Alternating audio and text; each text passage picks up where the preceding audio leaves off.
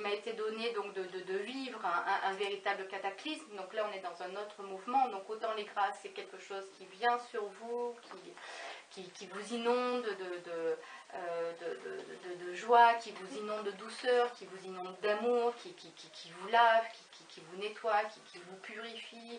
Et c'est un vrai bonheur et ça va jusqu'à une jouissance extrême. C'est une dimension d'amour, d'une douceur incroyable, mais c'est d'une jouissance extrême. C'est une jouissance qui vient d'en haut, qui vient de l'esprit, qui prend tout ce que votre... Enfin, voilà, tout est vécu dans la chair, donc tout devient du sensible. Donc ça, c'est ce premier mouvement de grâce, mais le second mouvement, qui est ce cataclysme intérieur, qui est ce que les gens appellent l'union divine, ou l'éveil. Donc là, c'est un cataclysme, c'est un Big Bang, c'est une explosion, et c'est comme si à un moment donné, c'est cette expérience où toutes les barrières qui est à l'intérieur de vous, voilà, lâche. Et vous vous retrouvez totalement transporté dans... Alors je vais utiliser plusieurs mots pour que chacun trouve celui, parce que de toute façon il n'y a pas de mot unique pour décrire évidemment ce que j'ai vécu, mais je me suis retrouvée transportée dans ce qu'on appelle le néant, ou le vide, ou le cosmos, ou l'univers, ou Dieu, pour que certains appellent Dieu, mais c'est cet endroit voilà, qui est impossible à décrire. Et il n'y a pas cette dimension d'amour. On revient dans le néant, on revient aux origines, on revient à la création. Et c'est une explosion où tout est transporté. Donc c'est pas juste la conscience, ça se passe aussi toujours dans la chair. C'est quelque chose c'est être confronté à finalement ce qui habite à l'intérieur de nous, à l'infini, hein, cet infini qui est là, qui habite là, et finalement on est propulsé dans cet infini. Et donc du coup on contacte cette source, ce néant, et on revient à l'infini. Donc il y a quelque chose de l'ordre de l'immortalité, une forme d'immortalité, bon, pas dans la chair, mais c'est vivre véritablement, il est dit, connais-toi toi-même et tu connaîtras les dieux et l'univers, voilà. Donc c'est vraiment c'est cette possibilité que lorsque nous allons au plus profond de nous, ou en tout cas lorsque nous allons à la quête de nous, en fait, la quête de soi, hein, ou la quête de Dieu, mais finalement c'est la même, hein.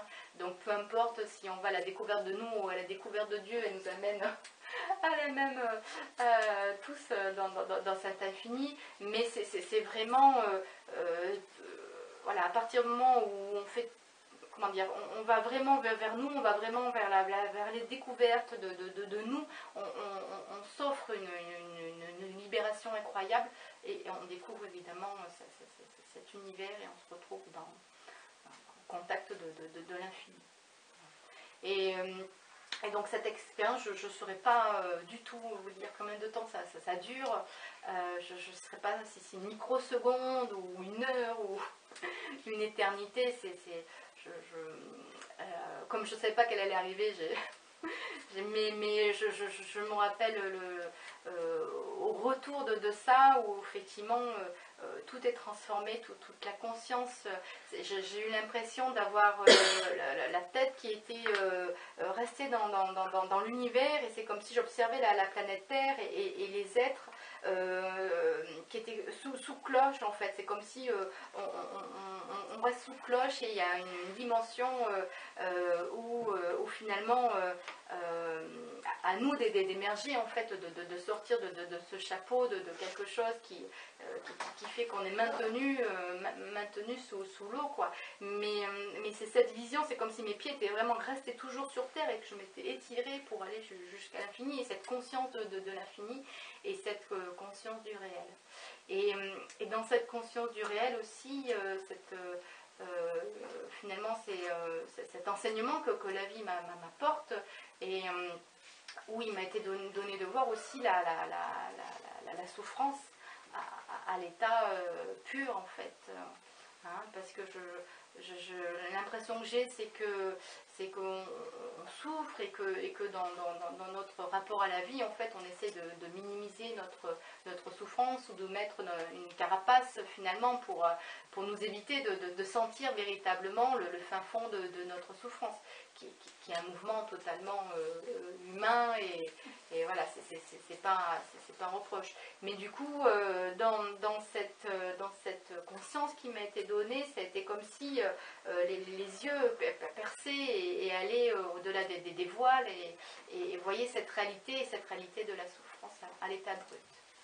Donc ça a été quelque chose, la première fois qui m'a été donnée de voir ça, ça a été un moment très, très difficile évidemment, parce que je n'avais pas conscience, j'avais conscience de la souffrance, oui, mais de cette réalité de la conscience, à quel point cette souffrance est forte et voilà, ça j'avais pas idée.